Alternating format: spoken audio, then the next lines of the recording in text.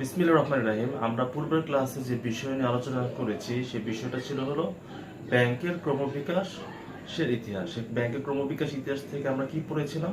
মুদ্রার প্রচলন ও ব্যাংক, ঋণ ব্যবসার প্রচলন ও ব্যাংক, সভ্যতার ক্রমবিকাশ ও ব্যাংক।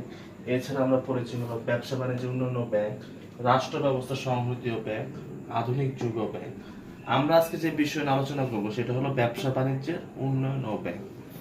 ব্যবসা বাণিজ্যের উন্নয়ন ও ব্যাংক বলতে যেটা বোঝানো হচ্ছে যে ব্যবসা বাণিজ্যের উন্নয়নটা আসলে কোন সময় থেকে হয়? আসলে ব্যবসা বাণিজ্যের উন্নয়নটা হয় হলো মধ্যযুগ থেকে।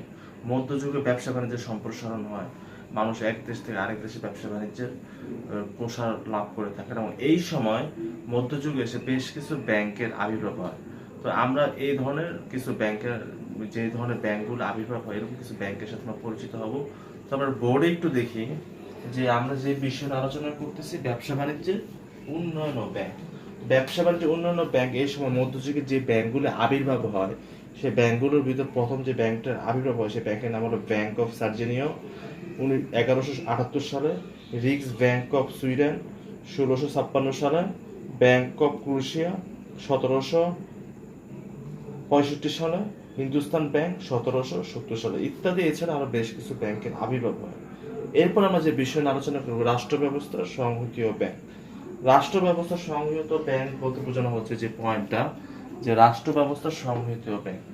রাষ্ট্র ব্যবস্থা সংহত বলতে বোঝানো হচ্ছে এই সময় রাষ্ট্র ব্যবস্থার উন্নয়নের জন্য বেশ কিছু কেন্দ্রীয় ব্যাংকের আবির্ভাব হয়। কারণ হলো বিভিন্ন বাণিজ্যিক ব্যাংকগুলো যখন তাদের ব্যবসা বাণিজ্য শুরু করে থাকেন তখন তাদের মাঝে নিয়ন্ত্রণ খুব বেশি একটা থাকে না।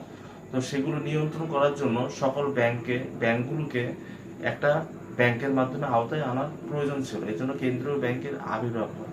এই সময় মুদ্রার প্রচলন ঘটে, মুদ্রার মান সংরক্ষণ হয়, মুদ্রার বাজার নিয়ন্ত্রণ হয়, এই ধরনের বিভিন্ন কাজগুলো সৃষ্টি হয়। এই সময় বেশ কিছু ব্যাংকের আবির্ভাব হয়। তো আমরা যে পয়েন্টটা ছিলাম সেই পয়েন্টের নাম হলো রাষ্ট্র ব্যবস্থা সংহতি ও ব্যাংক। রাষ্ট্র ব্যবস্থা সংহত ব্যাংকের সময় যেসব ব্যাংকের আবির্ভাব হয় সেগুলো হলো bank of Venice, bank of Barcelona, bank of England, bank of France. তো আমরা এখন যে বিষয় নিয়ে আলোচনা করবো এটা হলো আধুনিক যুগ ও ব্যাংক। আধুনিক যুগ ও ব্যাংক বলতে বোঝানো হচ্ছে এখানে, এই যে এখানে যে পয়েন্ট, লাস্টের পয়েন্ট আধুনিক যুগ ও ব্যাংক। এই সময় ব্যাংকের আরো অনেক আধুনিকতা লাভ করে যেটা হলো আধুনিক যুগের সাথে যায়। যেমন হলো অনলাইন ব্যাংকিং প্রথা চালু হয়, ইন্টারনেটের মাধ্যমে টাকা উত্তোলনের ক্ষেত্র বিকাশ লাভ করে, এবং নিকাশ ঘরের আধুনিকতার ছোঁয়া লাগে। এমনকি এক ব্যাংক থেকে অন্য ব্যাংকে টাকা উত্তোলনটা খুব সহজ হয়ে যায়। এমনকি ব্যাংকের অনেক শাখা পোশাখা থাকে। আমি যদি কোথাও কোনো ব্যাংকের হিসাব করে থাকি সেই ব্যাংকের